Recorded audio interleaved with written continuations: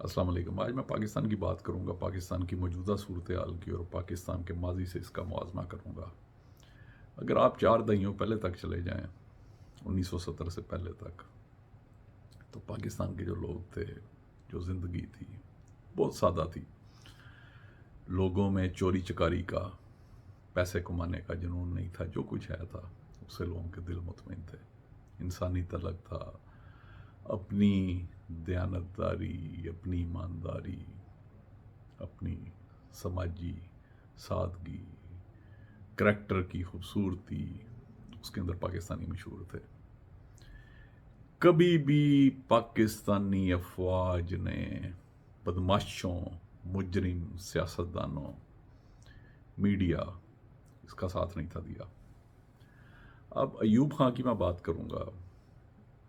Great leader Pakistan کی history کا. پاکستان کے سارے ڈیم، ساتوں ڈیم ایوب خان کے دور میں بنے، جس میں دنیا کا سب سے بڑا ڈیم یہ تربیلا ڈیم، جو ابھی بھی اس کے لارجسٹ ڈیمز میں آتا ہے. ابھی میرا خیال ہے تقریباً چوتھے پانچویں نمبر کے اوپر ہے. اب یہ میں ان کے لیے پیغام ہے جو لوگ فوج کو، ملٹری کو برا کہہ رہے ہیں ہسٹوریکلی. ایسا نہیں تھا، ایسا پہلے نہیں ہوا. میں ریزن بتاؤں گا، میں ایکسپلین کروں گا انہیں. بدماش سیاستدانوں کا ملٹری کا اتحاد نہیں تھا. ڈس انفارمیشن پھیلانے والے میڈیا کا ملٹری کا نہیں تھا. ایک ایوب خان قانون لے کے آیا تھا، اس کا نام تھا ایبڈو، جسے ابھی بھی سن کے چور بدماش سیاستدانوں کی ان کی ٹانگیں کانپتی ہیں. اس کے تحت اس نے سینکڑوں سیاستدان جن کے اوپر کرپشن تھے، کرپشن کے ثبوت تھے، کرپشن کے چارجز تھے، انہیں ہی ڈسکوالیفائڈ دم.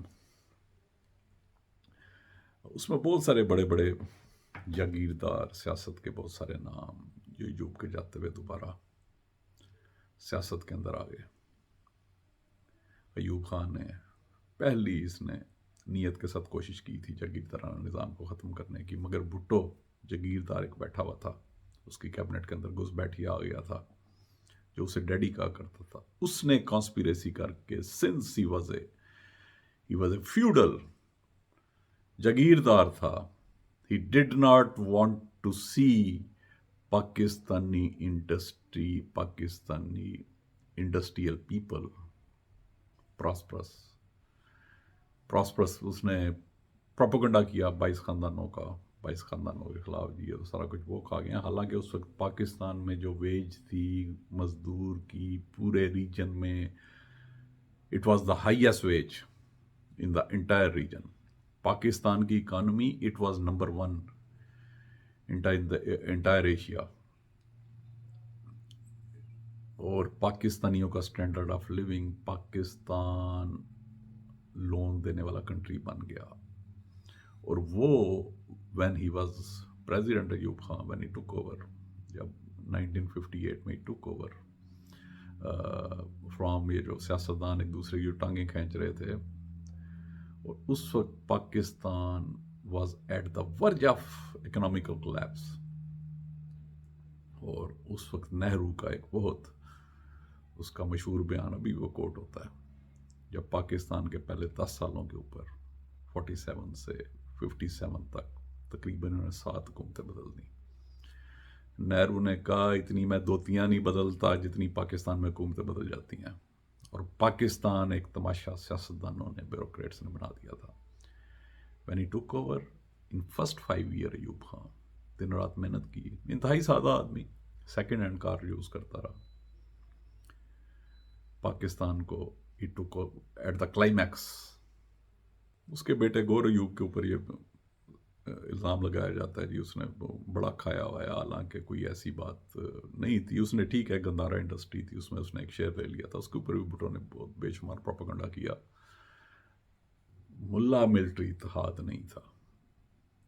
اس نے جو اسلام بیچتے ہیں، دین بیچتے ہیں، اس کے خلاف بھی انہیں بھی نت ڈال کے رکھی. ایوب خان نے پاکستان کی رسپیکٹ تھی. عمران خان نے بھی اپنی اکثر تقریروں میں اس عظیم دور کا ذکر کیا ایوب خان کے، اس کی کنٹریبیوشنز کا. مگر but your media men they will never tell you this. اس کے بعد ایک بلیک شیپ آئی یحییٰ خان، اور ایک بلیک شیپ آئی ایک کالا بھیڑیا آیا اب، اس کا نام ہے جنرل باجوہ۔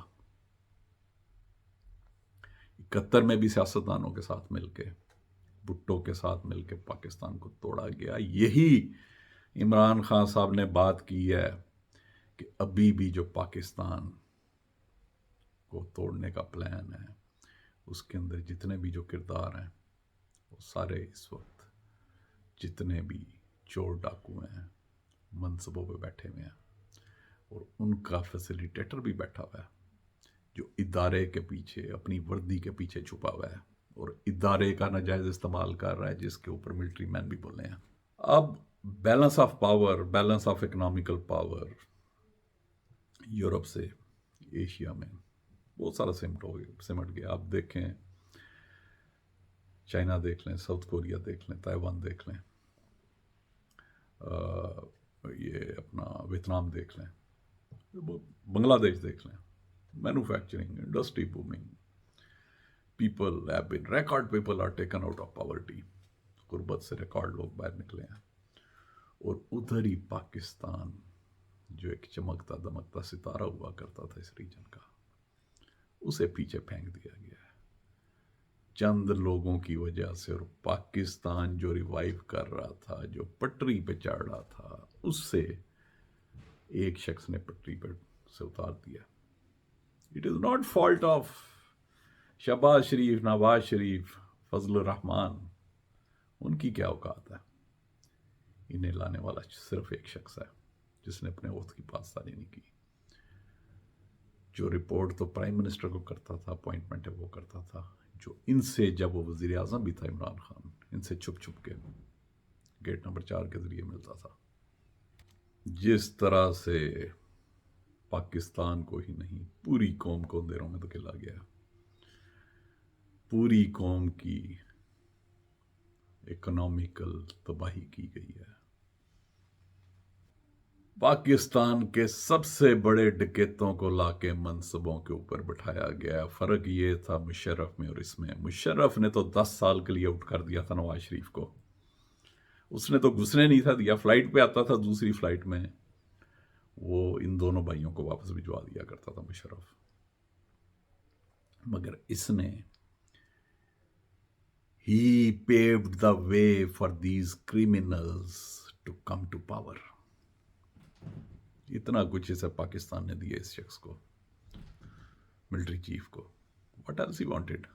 وہی لوگ سوال کرتے ہیں کہ جو سارا کھیل کھیلا جنرل باجوہ نے، سوشل میڈیا پہ بھی سوال کرتے ہیں وائی ڈیڈ دیٹ؟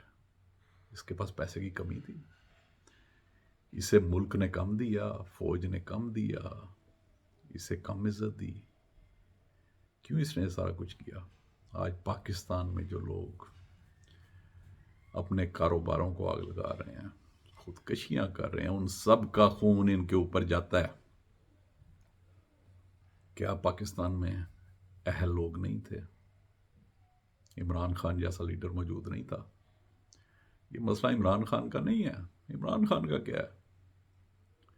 یہ مسئلہ ہے پاکستان کا۔ Pakistan was lucky and is lucky to have a leader like Imran Khan. ابھی یہ لوگ، آج ہی رپورٹیں آئی ہیں کہ ادارے کو استعمال کر کے دھاندلی شروع کروا دی ہوئی ہے، جعلی بیلٹ پیپر بنوانا شروع کروا دیے ہوئے ہیں لوگوں کے۔ آپ نے دیکھا ہوگا لاتعداد سوشل میڈیا کے اندر لوگوں کے ووٹ ان کے علاقوں سے موو کیے جا رہے ہیں، خاص طور پہ جو ان چوروں ڈاکوں کو پسند نہیں کرتے، ان کے ریجنز تبدیل کیے جا رہے ہیں۔ ایسا پاکستان میں کبھی نہیں ہوا۔ یہ وہی کچھ کروا رہا ہے اپنے ادارے سے جو 1971 میں یحییٰ خان نے جس طرح پاکستانی فوج کو بنگالیوں کے خلاف استعمال کیا تھا، پیسفل پروٹیسٹرز کے اوپر استعمال کر رہا ہے فوج کو، اداروں کو۔ نہیں تو ان رانا ثناء اللہ وغیرہ ان جیسے لوگوں کی کیا اوقات ہے؟ وہ دا گارڈینز آف دا کنٹری، ان سے یہ کروا رہا ہے۔ فضل الرحمان جیسا شخص جس کے باپ نے پاکستان کو تسلیم نہیں تھا کیا، جو 14 اگست منانے سے انکار کر دیتا ہے، اسے اس نے منصب پہ بٹھایا۔ مریم نواز جیسی جو پاکستان میں سارے فساد کی جڑ فوج کو کہتی رہی، اسے ابھی تک کچھ نہیں کیا گیا۔ علی وزیر جیسے، محسن تاور جیسے، بلاول بھٹو جیسے، جس کے دادا نے قائد اعظم محمد علی جناح کو اس کے خلاف غلاظت بکی تھی، اس جیسوں کو یہ شخص منصبوں کے اوپر بٹھا رہا ہے، پھر کہتا ہے فوج کا سیاست ہے کوئی تعلق نہیں۔ جا کے D G I S P R کے ٹویٹر کے اوپر کوئی دیکھ لے، کبھی بھی اتنی resentment among Pakistanis, among overseas Pakistanis نہیں ہوئی کسی حکومت کے خلاف۔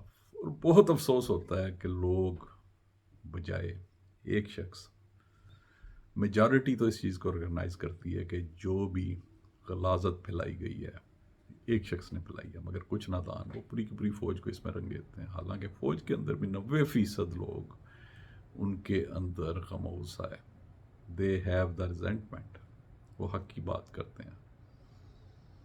دا کلینسٹ انسٹیٹیوشن آف پاکستان، کبھی بھی آپ کو ملٹری پولیس والا کوئی فوجی آپ کو رشوت دیتا نہیں نظر آئے گا وہاں سے، جس طرح آپ کو پولیس والے لیتے نظر آئے ہیں۔ بڑی کوشش کی انہوں نے پنجاب پولیس بناتے ہیں، مگر نہیں بنا سکے، مگر فوج کا آئی جی انہوں نے اسے لے لیا جسے تو ہونا چاہیے تھا پنجاب پولیس کے اندر۔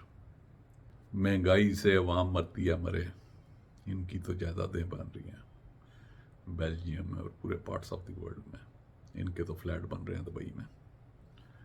تو اب پاکستان میں گرے لسٹ میں ہیں، اسے نکالنے کا کریڈٹ یہ لوگ رہے ہیں، یہ سارے کا سارا پاکستان ڈاکو موومنٹ والے یہ لے رہے ہیں، باجوہ لے رہا ہے، باجوہ وہ جو ڈاکوؤں کو بٹھانے والا ہے۔ Those people, due to these people, these very people, Pakistan went into grey list, because اس کے تھے تقاضے پورے کرنے تھے، ایک تو منی لانڈرنگ کو کم کرنا تھا، and these were the ones who are doing money launderings۔ اور چھوٹے موٹے نہیں، ہم سایہ ملک میں دیکھیں، بھارت میں دیکھیں، کرپشن کسی کی آئے گی لاکھوں کے اندر، بہت بھی ہو جائے گی کسی کی، کوئی کروڑ میں آ جائے گی کسی کی، مگر پاکستان کے اندر اربوں سے کم تو کوئی بات بھی نہیں۔ پھر نیب کو بھی انہوں نے اس کے بھی پر کاٹ دیے ہیں۔ کسی ملک میں دیکھا آپ نے کہ کرمنل لا بنا رہے ہوں؟ نہیں دیکھا تو پاکستان کو دیکھ لیں۔ السلام علیکم۔